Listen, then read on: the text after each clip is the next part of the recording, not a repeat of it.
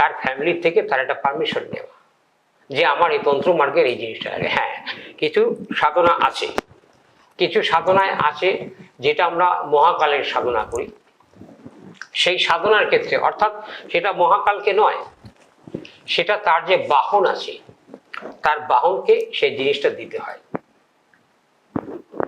একজন প্রশ্ন করেছেন, শিব তো গাঁজা খেয়ে শ্মশানে পড়ে থাকেন, এক ব্যক্তি আমাকে প্রশ্ন করেছেন, মানে হাস্যকর সাবজেক্ট। কারণ ভগবান শঙ্করকে বলা হয়েছে হিন্দু ধর্মের সনাতনে তিনি বৈষ্ণব, ভগবান শঙ্করকে বলা হয়েছে পরম বৈষ্ণব। শ্রীকৃষ্ণ শিবের সাধনা করেন আর শিব কৃষ্ণের সাধনা করেন, অর্থাৎ শিব হচ্ছে পরমাত্মা আর ভগবান শ্রীকৃষ্ণ হচ্ছে পরব্রহ্ম। পরম আত্মা আর হচ্ছে পরব্রহ্মর মিলনে অর্থাৎ শক্তি সৃষ্টি হয়।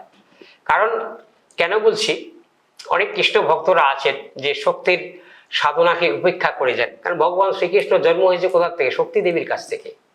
পৃথিবীতে ভগবান যতবার এসছেন মায়ার কাছ থেকে, কিন্তু একমাত্র পূর্ণ ষোলকলা ভগবান তিনি এসছেন শক্তির কাছ থেকে, অর্থাৎ আদ্যাশক্তি যোগমায়ার কাছ থেকে। আদ্যাশক্তি মহামায়ার কাছ থেকে আসেননি। মহামায়া কি? এই মায়ার জগতে যারা মায়ার জগতে এসছেন তাদেরকে বলা হয় মোহ মায়া।